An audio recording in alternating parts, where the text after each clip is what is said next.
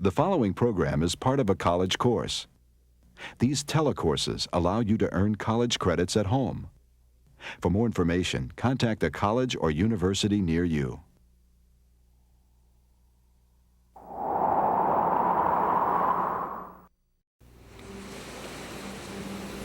From tiny bits of matter, nature assembles the amazing structures of the physical world. The air we breathe, the water that sustains us.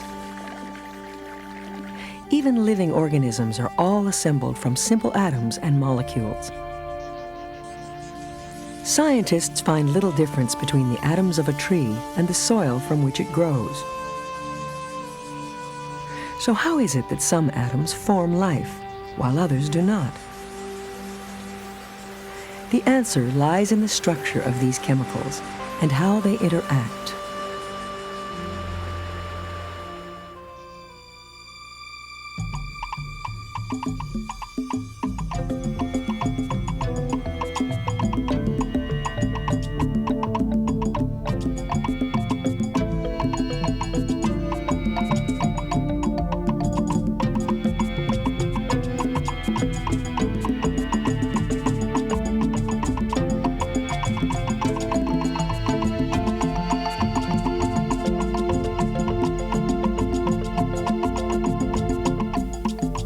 Nature composes an unimaginable variety of life forms from simple chemicals.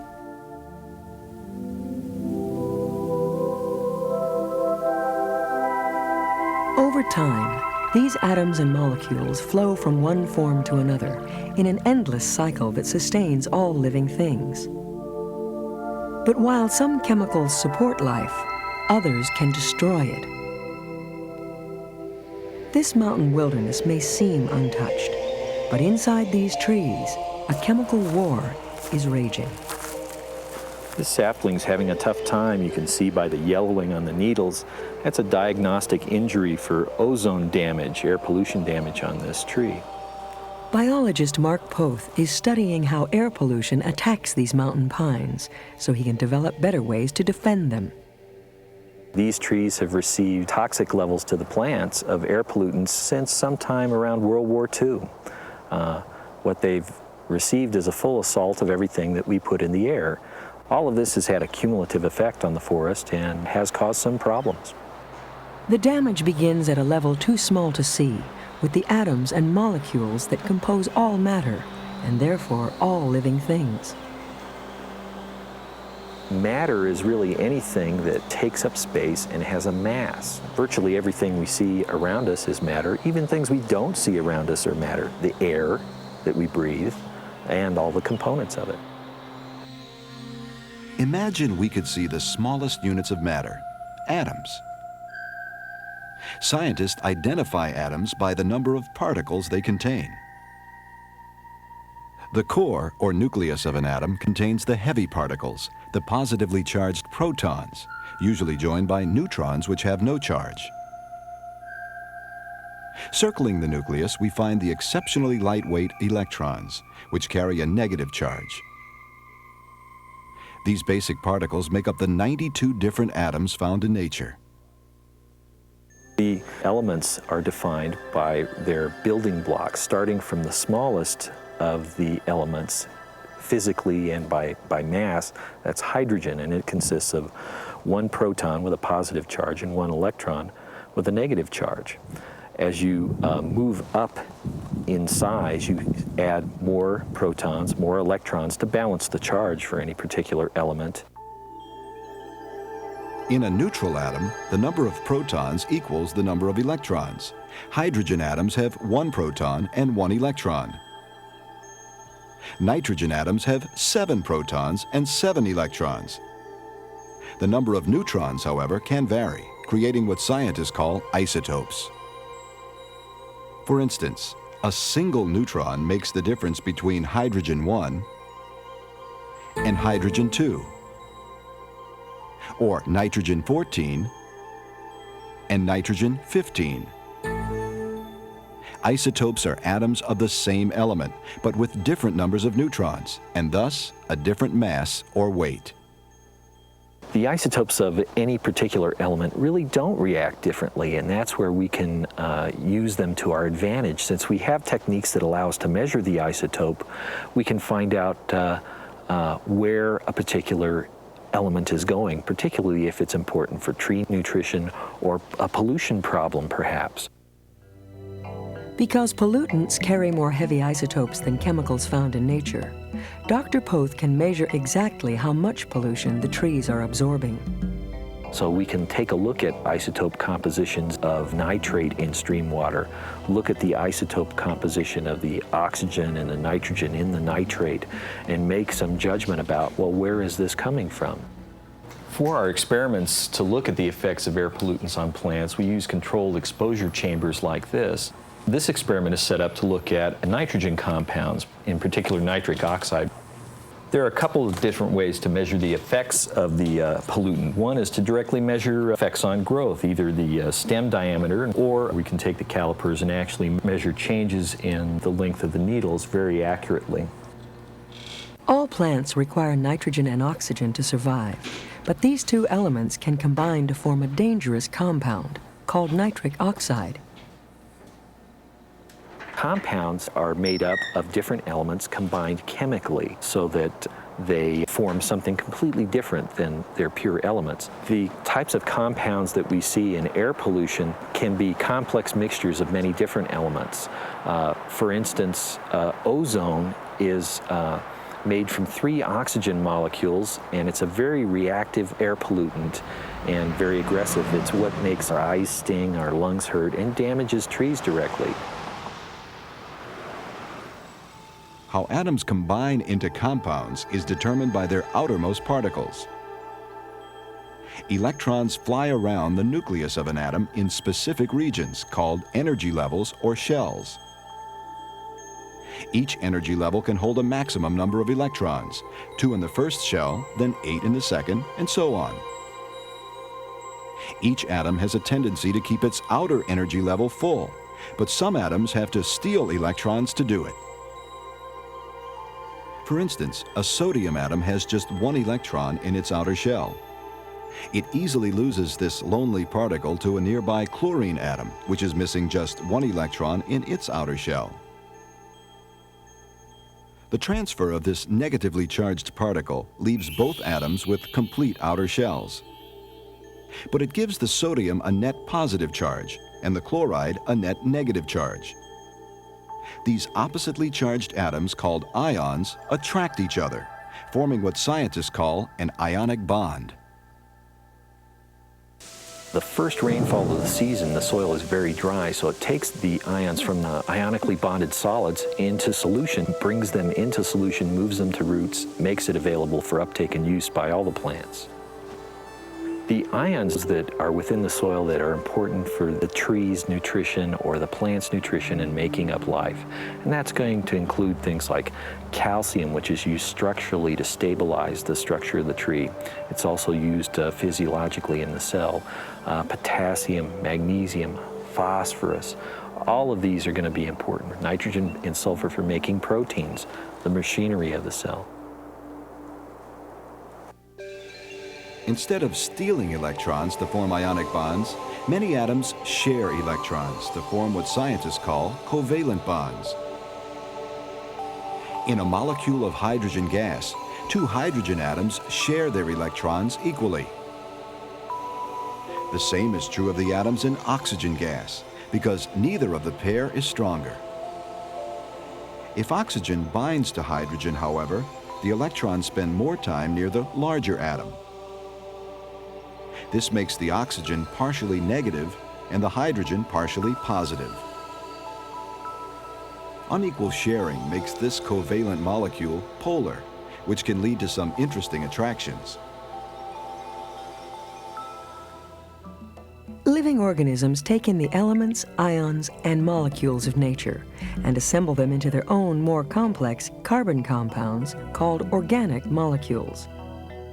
We can see a dramatic example of the presence of organic and inorganic materials in forest soils. If you go to an area where there's been a recent road cut and take a look at the surface layers where all the plant material, or the majority of the plant material, is deposited. The leaves fall, the fine roots grow through these surface layers and then decompose later. You can see a darker tone to the soil there, and that's the organic material that's been incorporated into the surface of the soil. The deeper layers are coming from the rock parent material that the soil's forming on, basically inorganic constituents formed geologically. And so you get an interesting contrast presented to you between organic and inorganic compounds.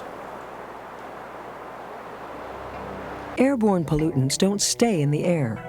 Rain washes these chemicals from the sky and into the forest soil, where they do further damage to the trees. Here's the soil samples I wanted to show By you. carefully measuring both sources of pollution, Dr. Poth hopes to find ways to protect the survivors of this chemical warfare. Many of the young trees are going to have a chance to survive in that many of the trees that we see are from those resistant trees that made it through that initial air pollution episode that was so high before we had really emissions controls on cars and many of the other things. They do represent sort of the children of the survivors. While some chemicals threaten life, others form the basis of it. As atoms combine, they produce molecules that support all living things, including one compound so crucial we could not survive without it.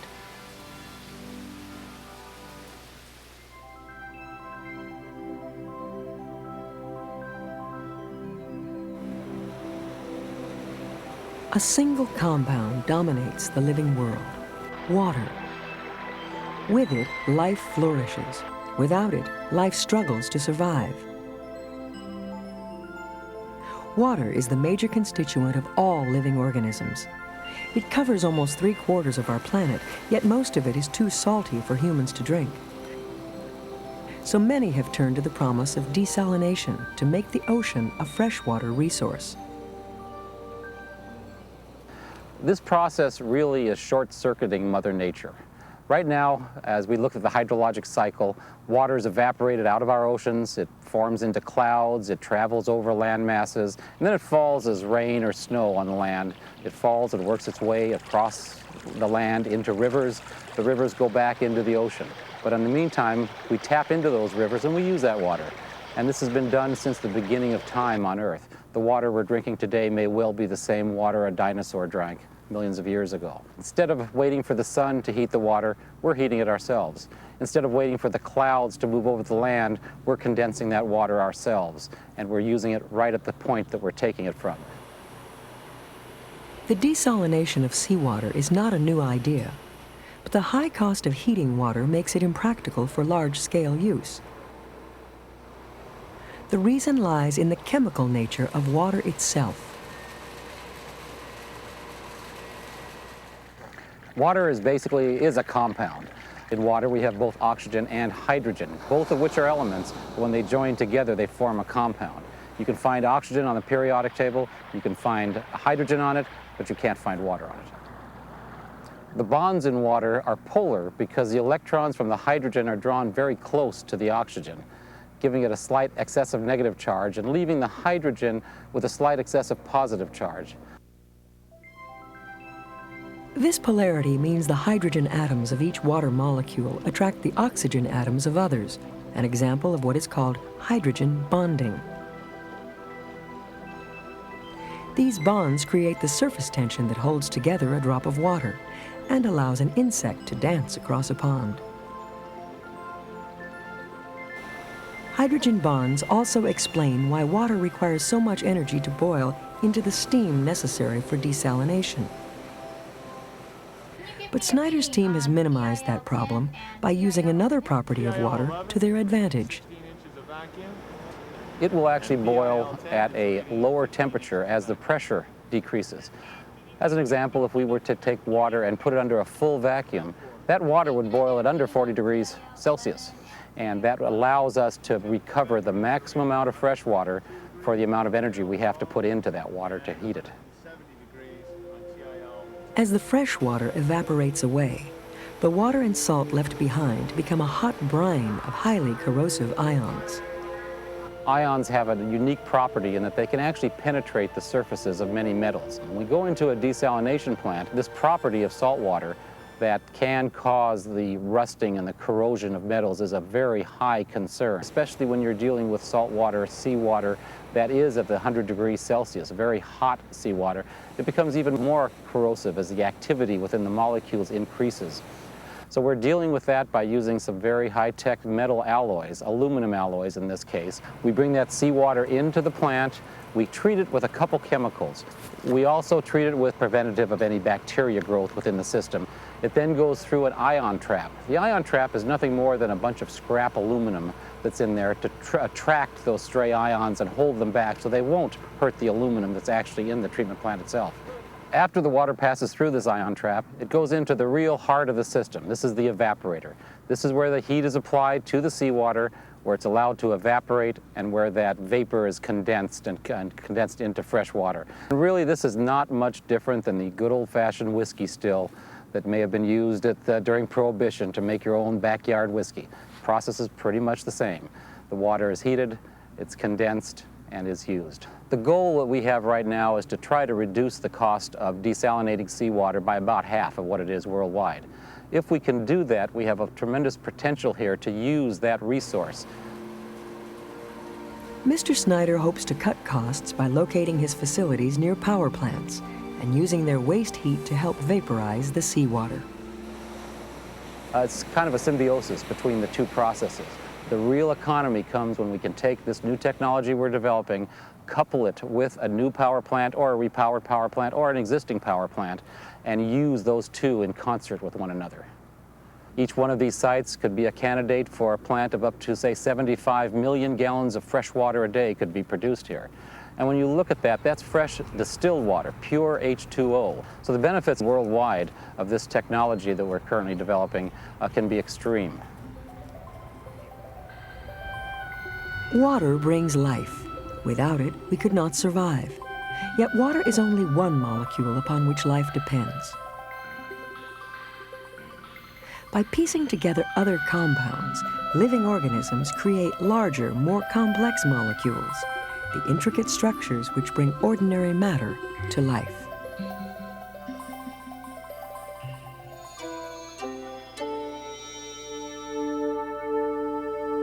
Okay, guys, got everything? Yeah. Tools? Water? Sure. Let's do it. All organisms are chemical beings. Every move, each bead of sweat, even our thoughts are the result of chemical reactions. Yet scientists can explain only a fraction of the many reactions we depend on to survive.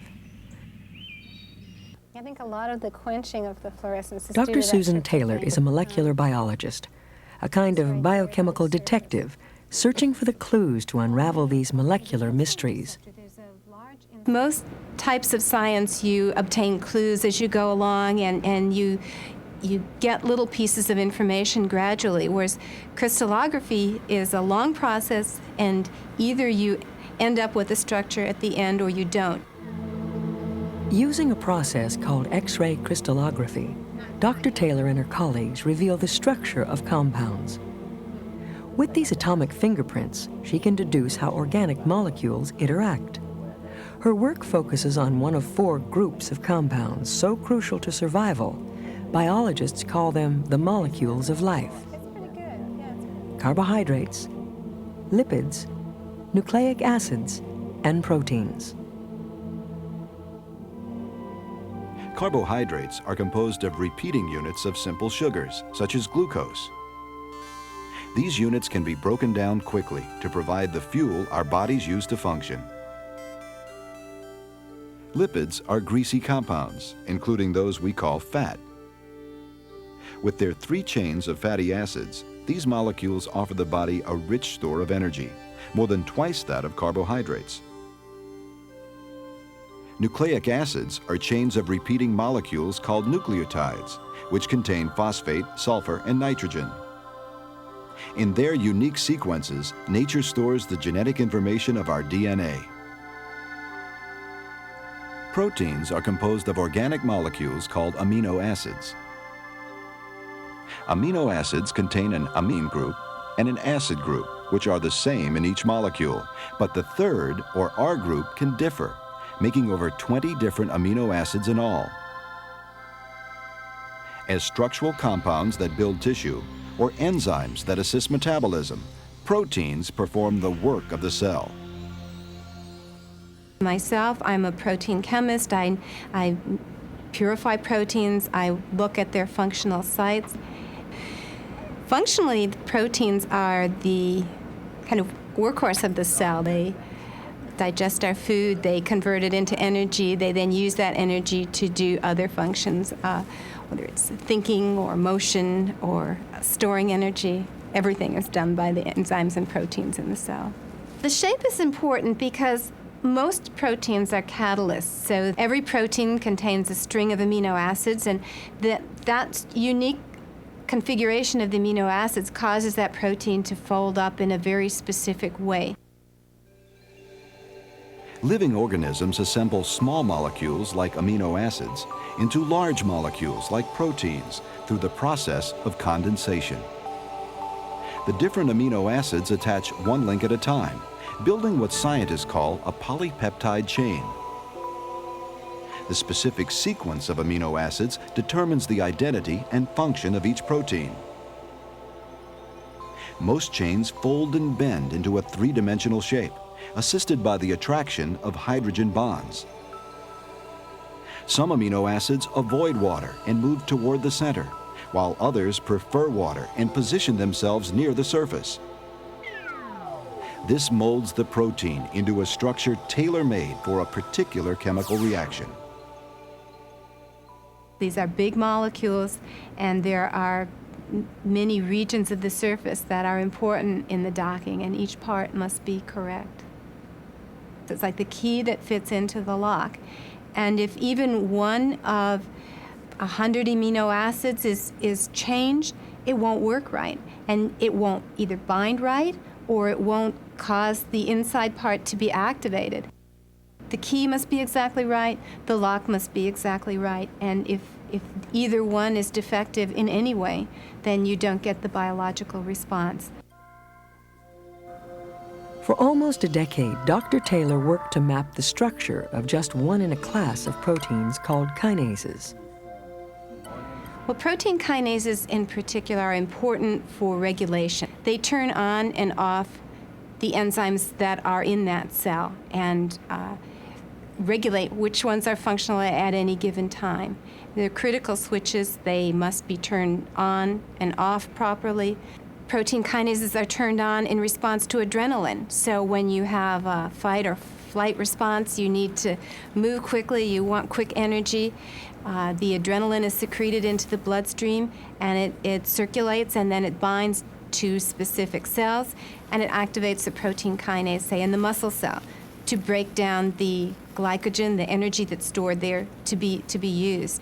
And there are many diseases that are associated with defects in protein kinases.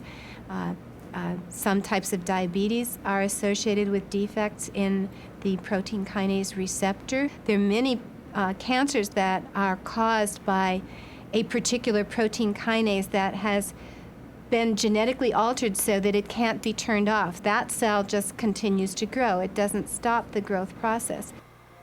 To reveal how these proteins malfunction, Dr. Taylor launched her investigation into their structure. But first, she would need to synthesize crystals of pure kinase.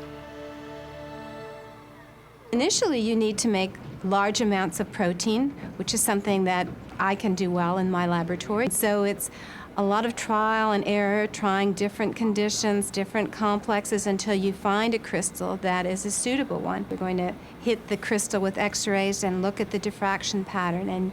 And each of those took us several years to do.